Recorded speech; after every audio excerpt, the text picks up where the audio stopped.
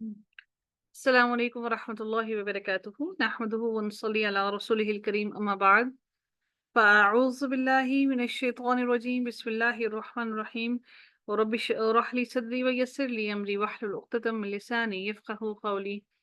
ربنا زدنا علما اللہم فقہنا فی الدین آمین یا رب العالمین۔ آغاز ہوتا ہے رکوع نمبر 16 کا۔ اللہ تعالیٰ ارشاد فرماتے ہیں وَمَن يَرْغَبُ عَن مِّلَّةِ إِبْرَاهِيمَ إِلَّا مَن سَفِهَ نَفْسَهُ۔ اللہ تعالیٰ ارشاد فرماتے ہیں کہ اور کون ہے جو ابراہیم کی ملت سے منہ موڑے۔ مَن يَرْغَبُ جو کہ منہ موڑ لے عن مِّلَّةِ إِبْرَاهِيمَ ابراہیم علیہ السلام کی ملت سے، ان کے طریقے سے۔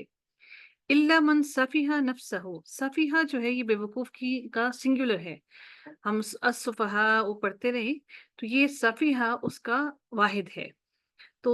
اللہ تعالیٰ ارشاد فرماتے ہیں کہ جس نے خود کو بے وقوف بنا لیا، یعنی کہ نفسہ، اپنے ہی جان کو، اپنے ہی نفس کو بے وقوف بنا لیا۔ وَلَقَدِ اسْتَفَيْنَاهُ فِي الدُّنْيَا، اللہ تعالیٰ ارشاد فرماتے ہیں کہ حالانکہ ہم نے اسے ابراہیم علیہ السلام کو، یعنی کہ حالانکہ ہم نے اسے یعنی ابراہیم علیہ السلام کو دنیا میں چن لیا۔ اصطفیناہ چن لیا فی الدنیا دنیا میں، وَإِنَّهُ فِي الْآخِرَةِ لَمِنَ الصَّالِحِينَ اور وہ بلا شبہ وہ یقیناً آخرت میں صالحین میں سے ہوگا۔ اس سے مراد کیا ہے کہ الا من سفیہ نفسہ، یعنی وہ لوگ جو کہ جو مگر وہی جس نے خود کو بے وقوف بنا لیا، یعنی سوائے اس کے جس نے خود اپنے آپ کو اپنی نادانی کے سبب خود پر ظلم کیے رکھا اور حق کو چھوڑ کر وہ گمراہی جس نے اختیار کر لی، اور اس طرح اس نے اس شخصیت کے راستے سے منہ موڑا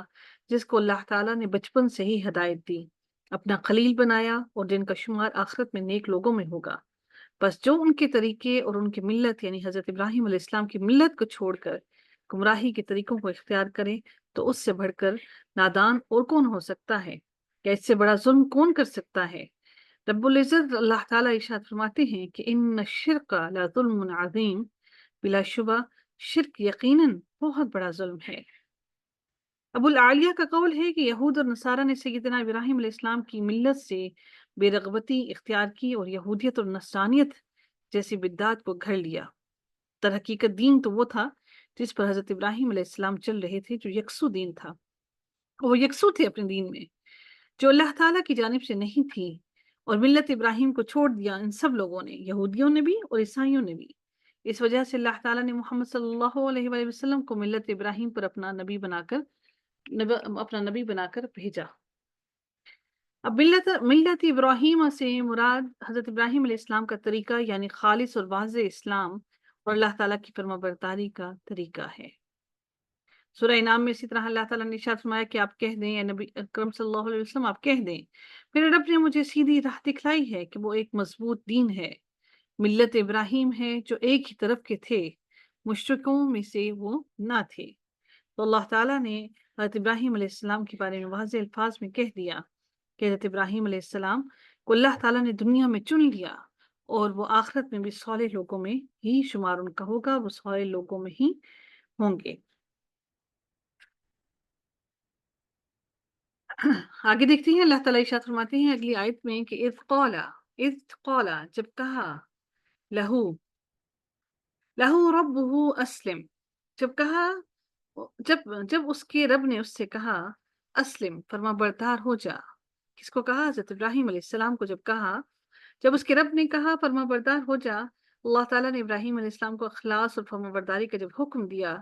تو انہوں نے اس کے بعد کیا کیا کہ حضرت ابراہیم علیہ السلام نے بغیر کسی کوئی بھی سوال کیے تو انہوں نے فوراً ہی جواب دیا، قال فرمایا انہوں نے، حضرت ابراہیم علیہ السلام نے، اسلم تو کہ میں جہانوں کے رب کے کا فرما بردار ہوں، اسلم تو میں نے سونپ دیا ہے، لرب العالمین خود کو رب العالمین کی طرف جو کہ تمام جہانوں کا رب ہے۔ اسی طرح سے سورہ الانعام کے اندر ارشاد ہوتا ہے انی وجہت وجہی للذی فطر السماوات والارض حنیفا وما انا من المشرکین، یقیناً میں نے اپنا چہرہ اس کی طرف متوجہ کر لیا جس نے آسمانوں اور زمین کو پیدا کیا ہے، یکسو ہو کر، اور میں شرک کرنے والوں میں سے نہیں ہوں۔ اگلی آیت میں ارشاد باری تعالیٰ ہوتا ہے کہ اللہ تعالیٰ اب یہ ساری باتیں وحدانیت کے بارے میں اور تمام نبیوں کے بارے میں فرما رہے ہیں۔ یہودیوں اور نصرانیوں کو ان کی باتوں کا جواب دیا جا رہا ہے۔ اللہ تعالیٰ ارشاد فرماتے ہیں وَوَصَّى بِهَا إِبْرَاهِيمُ بَنِيهِ وَيَعْقُوبُ۔ اللہ تعالیٰ ارشاد فرماتے ہیں اور اس کی وصیت ابراہیم علیہ السلام نے اپنے بیٹوں کو کی، اور یعقوب علیہ السلام نے بھی۔ اللہ تعالیٰ فرماتے ہیں کہ حضرت ابراہیم علیہ السلام نے بھی اپنے بیٹوں کو یہ وصیت کی، اور یعقوب علیہ السلام نے بھی اپنے بیٹوں کو یہی نصیحت کی۔ کیا نصیحت دی؟ یا بنیہ، یا بنیہ، اے میرے بیٹو، ان اللہ اصطفیٰ، ان اللہ اصطفیٰ، یقیناً اللہ تعالیٰ نے تمہارے لیے چن لیا ہے۔ کس کو؟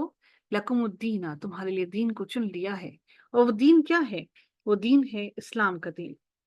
انہوں نے جب یقیناً اللہ تعالیٰ نے تمہارے لیے دین کو منتخب کیا ہے، اور انہوں نے یہ بھی کہا کہ تو ہرگز نہ مرنا، فَلَا تَمُوتُنَّ إِلَّا وَأَنْتُمْ مُسْلِمُونَ، تو ہرگز نہ مرنا مگر اس حال میں کہ تم فرمانبردار ہو۔ حضرت ابراہیم اور حضرت یعقوب علیہ السلام نے اپنی اولاد کو وصیت کرتے ہوئے فرمایا تھا کہ اللہ تعالیٰ نے تمہارے لیے اس دین کو چن لیا ہے، لہٰذا اس دین کو قائم کرو، اس کی شریعت پر عمل کرو، اس دین کے رنگ میں رنگے جاؤ، پھر اسلام کے سوا کسی اور حالت میں تمہیں موت نہ آئے۔ اسی دین کے اخلاق اور اوصاف پر اپنی زندگی کو بسر کرو، اور اسی پر تمہیں موت آئے، اور انہی کے ساتھ قیامت کے دن اٹھائے جاؤ گے۔ یعنی اپنے آپ کو اللہ تعالیٰ کے حوالے کرنے میں رکاوٹیں میں آئیں، تم اسلام پر عمل کرنے سے نہ رکنا، غلبہ اسلام کی تمنائیں ٹوٹیں تم نہ ٹوٹنا، غلبہ اسلام کی تمنائیں ٹوٹیں تم نہ ٹوٹنا، تم اسی دین پر قائم رہنا۔ اور دین سے مراد کیا ہے؟ کہ اللہ تعالیٰ کا دین۔ کون سا دین؟ اسلام۔ قرآن مجید میں اللہ تعالیٰ نے ارشاد فرمایا سورہ آل عمران میں کہ ان الدین عند اللہ الاسلام، یقیناً دین اللہ تعالیٰ کے نزدیک اسلام ہے۔ یعنی دین جو ہے اللہ تعالیٰ کے نزدیک وہ صرف اور صرف اسلام ہے۔ تو ہم سب کو چاہیے کہ ہم اللہ تعالیٰ سے ہمیشہ یہ دعا کریں کہ اللہ تعالیٰ ہم سب کو اسلام کی حالت میں ہی، دین کی حالت میں، مومن کی حالت میں زندگی عطا فرمائے، اور اسی حالت میں ہم سب کا خاتمہ نصیب فرمائے ہم سب کو، آمین یا رب العالمین۔ مزید ارشاد ہوتا ہے کہ ام کنتم شہداء اذ حضر یعقوب الموت۔ اس آیت کا شان نزول کے بارے میں ارشاد ہوتا، جو روایات میں آتا ہے کہ یہود نے رسول اللہ صلی اللہ علیہ وآلہ وسلم سے کہا کیا آپ نہیں جانتے کہ سیدنا یعقوب علیہ السلام نے جس وقت وفات پائی اس دن یہودیت کی وصیت کی تھی؟ اللہ تعالیٰ نے اس وجہ سے یہ آیت نازل فرمائی، ام کنتم شہداء اذ حضر یعقوب الموت۔ اللہ تعالیٰ نے ارشاد فرمایا کیا تم اس وقت موجود تھے جب یعقوب کو موت آئی؟ اذ حضر یعقوب الموت، کہ جب حضرت یعقوب علیہ السلام کو موت آئی تم اس وقت موجود تھے۔ اذ قالا، جب انہوں نے اپنے بیٹوں سے کہا، لِبَنِيهِ مَا تَعْبُدُونَ مِن بَعْدِي، جب انہوں نے اپنے بیٹوں سے کہا کہ میرے بعد تم کس کی عبادت کرو گے؟ من بعدی، میرے بعد کس کی عبادت کرو گے تم؟ قالوا، انہوں نے کہا، ان کے بیٹوں نے جواب دیا، جب انہوں نے یہ سوال کیا تو ان کے بیٹوں نے ان کو جواب دیا کہ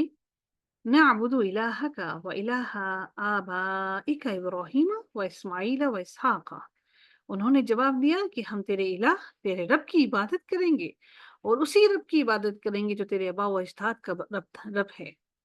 وہ کون؟ جو ابراہیم علیہ السلام کا، اسماعیل علیہ السلام کا اور اسحاق علیہ السلام کا رب ہے۔ اور یہ بھی مزید بیان فرما دیا کہ الہ واحد،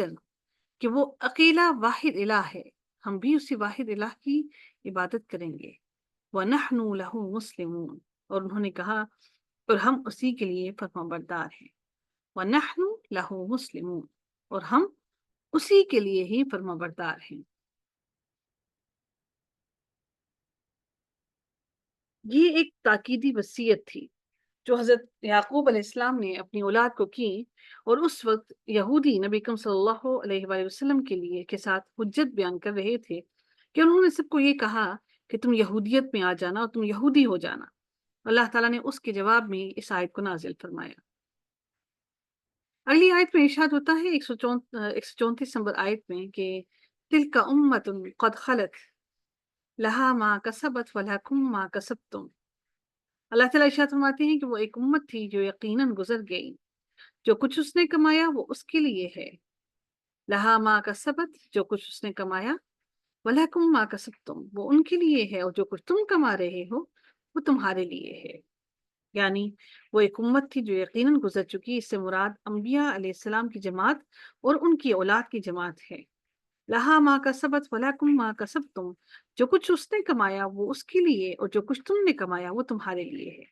یہ بات اس لیے کہی گئی کہ سب جان لیں کہ دین حق ہے، اور حق کے معاملے میں وراثت نہیں چلتی، اور بزرگوں کی نیکیوں کا ثواب بعد میں آنے والی نسلوں کو نہیں ملتا۔ یعنی یہودی غلط فہمی میں مبتلا تھے کہ ثواب منتقل ہوتا ہے، آپ غلط فہمی میں مبتلا نہ ہوں۔ ہم بھی سمجھتے ہیں یہی بات کہ ہمارا پڑھنے کا ثواب، ہم پڑھیں گے تو پڑھنے کے بعد کسی مرنے والے کو بخش دیں گے، ایسا ہرگز نہیں ہے۔ ہر کسی کے عمل کا ہر کسی کا عمل کیا ہوا اس کے اپنے لیے ہے، کسی دوسرے یا تیسرے کے لیے نہیں ہے، اور ہرگز نہیں ہے۔ اور پھر ارشاد ہوتا ہے کہ وَلَا تُسْأَلُونَ عَمَّا كَانُوا يَعْمَلُونَ۔ عیسائیوں نے یہ سمجھا تھا کہ پچھلی نسلوں کے گناہ اگلی نسلوں تک منتقل ہوتے ہیں، جبکہ یہ بات بھی درست نہیں ہے، گناہ بھی وراثت میں نہیں ملتے، جیسے نیکیاں وراثت میں نہیں ملتی ہیں۔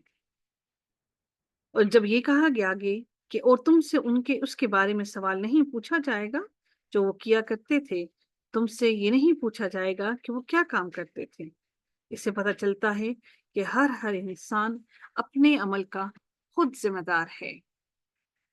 ارشاد ہوتا ہے وَقَالُوا كُونُوا هُودًا أَوْ نَصَارَىٰ تَهْتَدُوا، اور انہوں نے کہا، یہودیوں نے کہا کہ وقالو، اور انہوں نے کہا کونو ہودن، تم یہودی ہو جاؤ، او نصارا، یا پھر تم عیسائی ہو جاؤ، تہتدو، تو تم ہدایت پا جاؤ گے۔ قل، اللہ تعالیٰ فرماتے ہیں کہ قل، آپ کہہ دیں، بل ملت ابراہیم حنیفہ،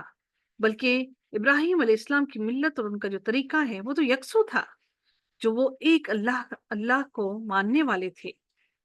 وما کان من المشرکین، اور وہ تو مشرک نہ تھے، انہوں نے تو کبھی شرک نہ کیا۔ تو پھر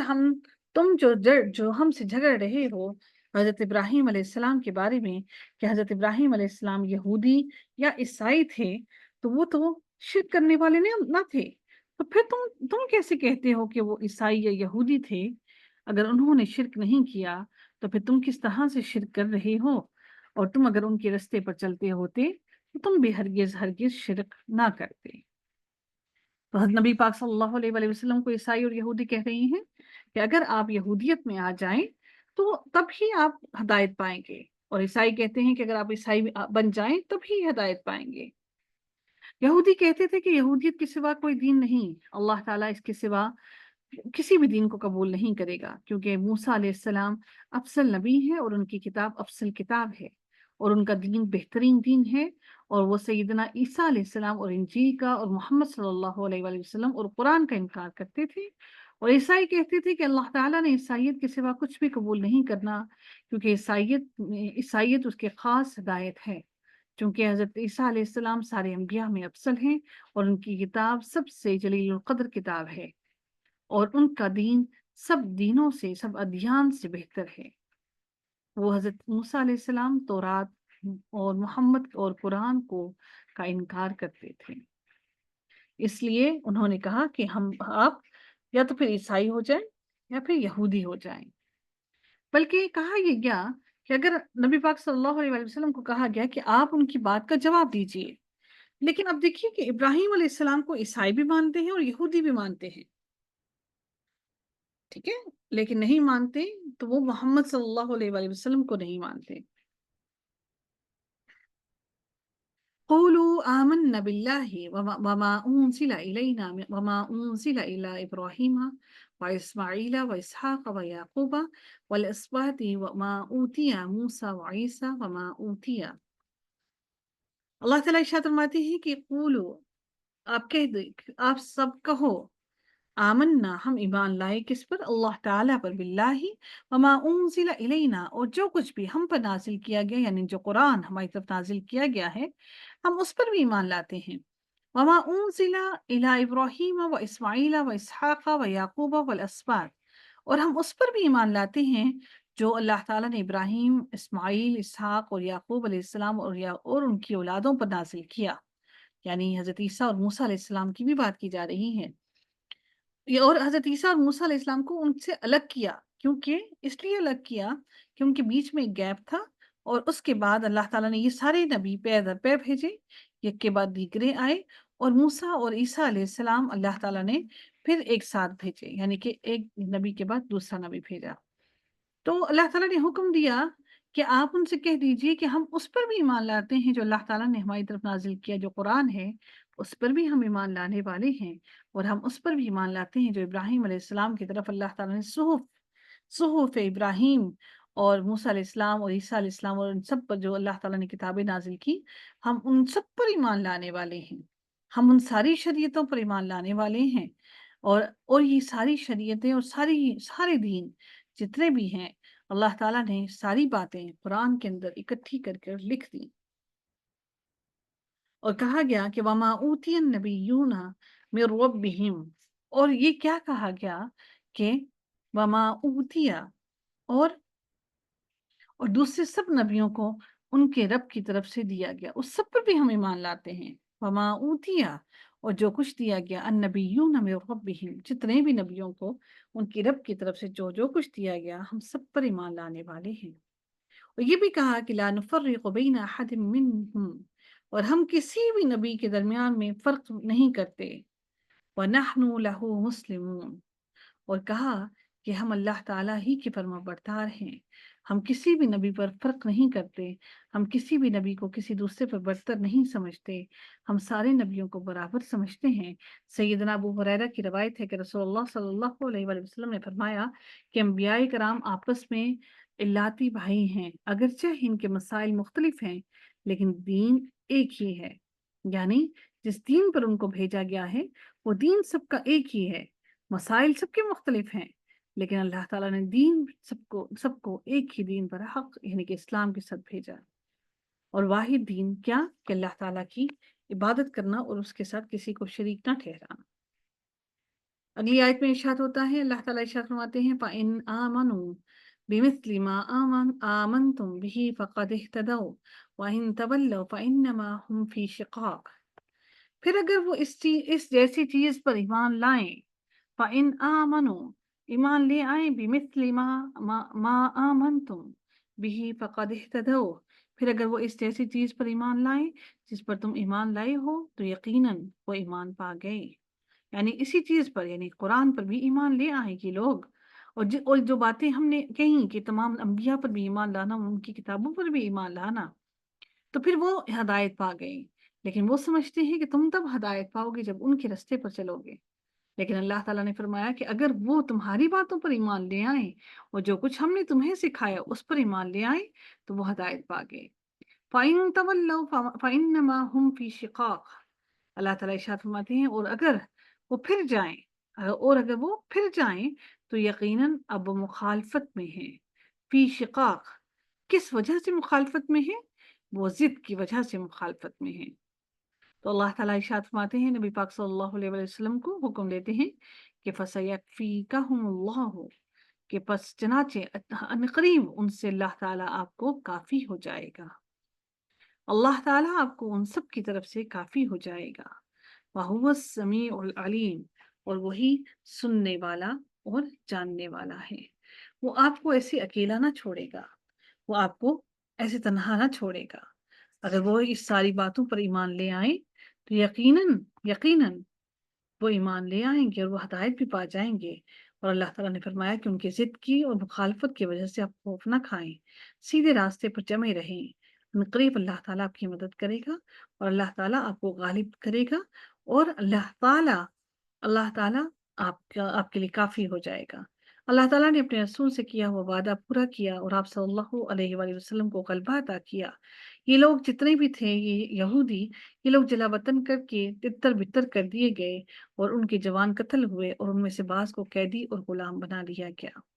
کہ اللہ تعالیٰ نے نبی اکرم صلی اللہ علیہ وآلہ وسلم کے ساتھ کیا ہوا وعدہ پورا کر دیا۔ سیدنا عثمان رضی اللہ تعالیٰ عنہ کی شہادت کے وقت مصحف ان کی گود میں تھا، اور وہ یہی آیت تھی، یہ الفاظ پڑھ رہے تھے، فَسَيَكْفِيكَهُمُ اللَّهُ، کہ الفاظ پڑھ رہے تھے تو ان کو جب شہید کیا گیا تو ان کے خون کے چھینٹے اس مصحف پر گرے، اور یہ مصحف آج بھی ترکی میں موجود ہے، ترکی کے میوزیم میں آج بھی وہ مصحف موجود ہے۔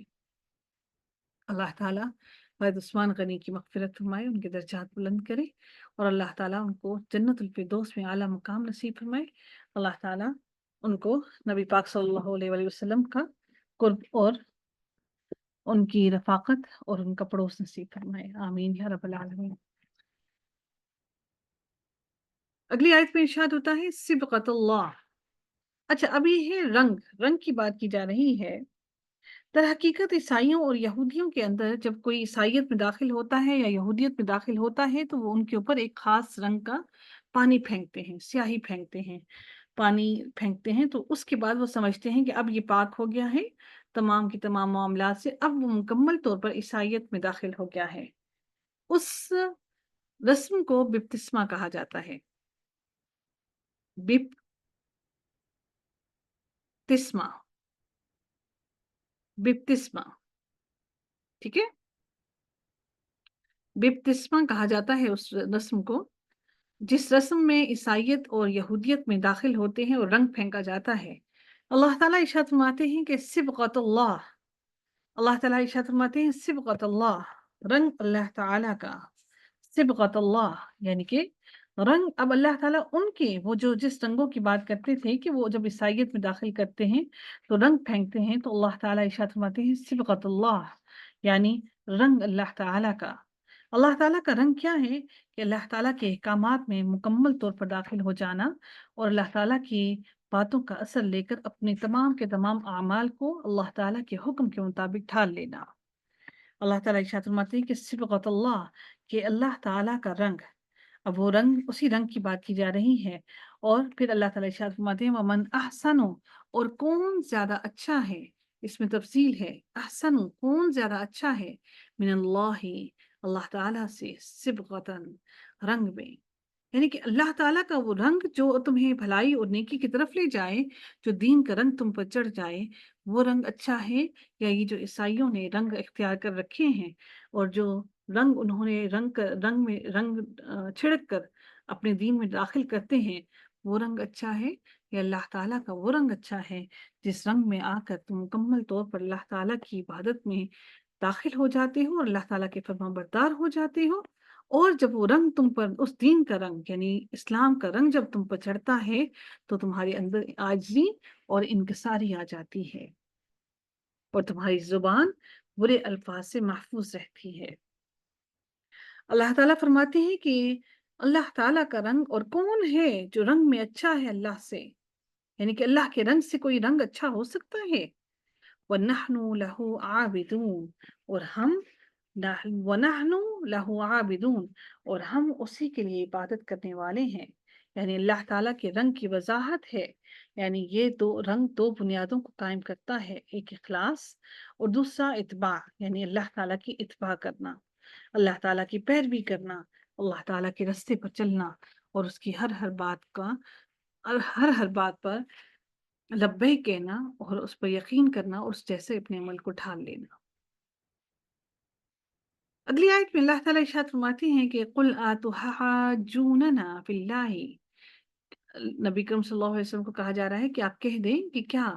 تم اللہ تعالیٰ کے بارے میں ہم سے جھگڑتے ہو، فی اللہ، اللہ تعالیٰ کے بارے میں، حالانکہ اللہ تو وہ ہے، وَهُوَ رَبُّنَا، وہ رب ہے ہمارا، اور وَرَبُّكُمْ، اور وہ تمہارا بھی وہی رب ہے۔ یہ ساری باتیں یہودیوں کو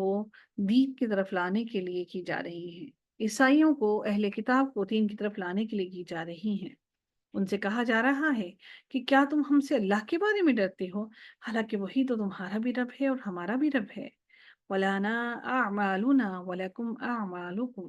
ہمارے لیے ہمارے اعمال اور تمہارے لیے تمہارے اعمال ہیں، یعنی تم ہم سے جھگڑ رہے ہو اس بارے میں کہ، اور تم یہ کہتے ہو کہ کوئی شخص جنت میں ہرگز نہیں داخل ہوگا مگر سوائے اس کے کہ جو یہودی ہو اور یا عیسائی ہو، اور تم یہودی ہو جاؤ اور تم تب ہدایت پا جاؤ گے، تو ان کو جواب دیا جا رہا ہے کہ تم ہم سے اللہ کے بارے میں لڑ رہی ہو، حالانکہ وہی رب ہمارا بھی ہے اور تمہارا بھی ہے۔ اس نے وہی احکام ہماری طرف بھی نازل کیے، تمہاری طرف بھی نازل کیے۔ تو ہمارے اعمال ہمارے لیے اور تمہارے اعمال تمہارے لیے، نہ ہم تمہارے اعمال سے کوئی حصہ پائیں گے نہ تم ہمارے اعمال سے کچھ حصہ پاؤ گے۔ وَنَحْنُ لَهُ مُخْلِصُونَ، نبی پاک صلی اللہ علیہ وآلہ وسلم فرماتے ہیں کہ اور اللہ تعالیٰ نے ان کو کہا کہ کیا کہا، انہوں نے کیا جواب دیا کہ اور ہم اسے اللہ کے لیے خالص کرنے والے ہیں، یعنی پورے کے پورے اخلاص کے ساتھ ہم اس کو تمہیں اللہ تعالیٰ کی طرف بلا رہے ہیں، ہمارا اس کے سوا کوئی مقصد نہیں ہے، ہم صرف اور صرف تمہیں اللہ تعالیٰ کی طرف پورے اخلاص کے ساتھ، خلوص کے ساتھ، محبت کے ساتھ بلا رہے ہیں۔ پھر بات ہوتی ہے ابراہیم علیہ السلام اور اسحاق اور تمام انبیاء کے بارے میں، اکٹھی پھر سے بات کی جا رہی ہے۔ ام تقولون ان ابراہیم و اسماعیل و اسحاق و یعقوب والاسباط کانوا ھودا، کیا تم کہتے ہو کہ یقیناً ابراہیم، اسماعیل، اسحاق، یعقوب اور ان کی اولاد سب یہودی یا عیسائی تھے؟ ھودن او نصارا، کیونکہ یہ ان کے اباء و اجداد تھے نا، تو کہتے ہیں کہ یہ سب کے سب عیسائی اور یہودی تھے۔ اللہ تعالیٰ ان کی بات کا جواب دیتے ہوئے فرماتے ہیں کہ اے نبی آپ ان سے کہہ دیجئے، قل، کہہ دیجئے، کیا کہہ دیجئے، انتم، کیا انتم اعلم ام اللہ، کیا تم زیادہ جانتے ہو یا اللہ زیادہ جانتا ہے؟ تمہیں ان کے دین کے بارے میں زیادہ علم ہے یا اللہ تعالیٰ کو علم زیادہ ہے؟ اللہ تعالیٰ فرماتے ہیں ومن اظلم، یہ بھی اس میں تفضیل ہے، اعلم، اظلم، زیادہ کون جانتا ہے، ومن اظلم، اور کون زیادہ بڑا ظالم ہے، ممن کتم شہادتا، وہ اس سے بڑا کون ظالم ہو سکتا ہے جو اس گواہی کو چھپائے، شہادت کو چھپائے۔ وہ شہادت کیا ہے؟ جو اللہ تعالیٰ کی جانب سے اس کے پاس آئی ہے، عندہ، ان کے رب کی طرف سے شہادت آئی ہے۔ کہ وہ شہادت کیا ہے کہ اللہ تعالیٰ کو یکتا مان، اکیلا مان، واحد مانو، اسی کی عبادت کرو، اس کے ساتھ کسی کو شریک نہ ٹھہراؤ۔ وَمَا اللَّهُ بِغَافِلٍ عَمَّا تَعْمَلُونَ، اور اللہ تعالیٰ تمہاری نیتوں سے بے خبر نہیں، اور نہ ہی اللہ تعالیٰ تمہاری کسی بھی قسم کے عمل سے غافل ہے، بے خبر ہے۔ وہ روز قیامت تم سب کو تمہارے ہر عمل کا مکمل بدلہ دے گا، اور اس کے پاس تمہاری جزا محفوظ ہے، اور یہ جزا جہنم کی بھڑکتی ہوئی آگ ہے جو ظالموں کے ظلم کی جزا ہے۔ اس پارے کے آخری رکوع میں، آخری آیت میں ارشاد ہوتا ہے تلک امت قد خلت، وہ ایک امت تھی جو یقیناً گزر چکی، لہا ما کسبت، جو انہوں نے کمایا وہ ان کے لیے، وَلَكُمْ مَا كَسَبْتُمْ، اور تمہارے لیے وہ جو تم نے کمایا۔ انسان اپنے ہاتھوں سے کمائی کرتا ہے نا، اس لیے اعمال کو بھی کمائی کا ذریعہ کمائی کہا گیا ہے۔ انسان اپنے ہاتھوں سے کماتا ہے، عمل بھی ہاتھوں سے کماتا ہے، اور اللہ تعالیٰ ارشاد فرماتے ہیں وَلَا تُسْأَلُونَ، اور نہ تم سے سوال کیا جائے گا، عَمَّا كَانُوا يَعْمَلُونَ، اس بارے میں جو وہ عمل کرتے ہیں، جو وہ عمل کرتے تھے۔ یعنی ہر انسان اپنے اپنے عمل کا بوجھ خود اٹھائے گا۔ وہ ایک امت تھی جو یقیناً گزر چکی، یعنی انبیاء اور یہود اور نصارہ کے اسلاف گزر چکے ہیں۔ جو کچھ انہوں نے کمایا وہ ان کے لیے تھا، اب تمہارے پاس ہدایت آ گئی ہے، اب تمہیں چاہیے کہ تم اس ہدایت کو پالو اور اس پر عمل کرو اور ایمان لے آؤ اور تقوی حاصل کرو۔ اللہ تعالیٰ ارشاد فرماتے ہیں سورہ نجم کے اندر کہ یہ کہ کوئی بوجھ اٹھانے والی جان کسی دوسرے کا بوجھ نہ اٹھائے گی، اور یہ کہ انسان کے لیے صرف وہی ہے جس کی خود اس نے کوشش کی۔ آج میں اور آپ قرآن سیکھنے کے لیے یہاں بیٹھے ہیں، تو یہ ہماری کوشش ہے، اور اسی کوشش کا کیا ہوا ہم پائیں گے۔ اللہ تعالیٰ ہماری ان کوششوں کو قبول فرمائے، اور رب کائنات ہم سب سے ہمارے ہر عمل کو قبول فرمائے اور ہم سب سے راضی ہو جائے۔ آمین یا رب العالمین۔ وآخر دعوانا ان الحمد للہ رب العالمین، صلی اللہ تعالی علی خیر خلقہ اجمعین، برحمتک یا ارحم الراحمین۔ سبحانک اللہم و بحمدک، نشہد لا الہ الا انت، نستغفرک و نتوب الیک۔ السلام علیکم ورحمۃ اللہ وبرکاتہ۔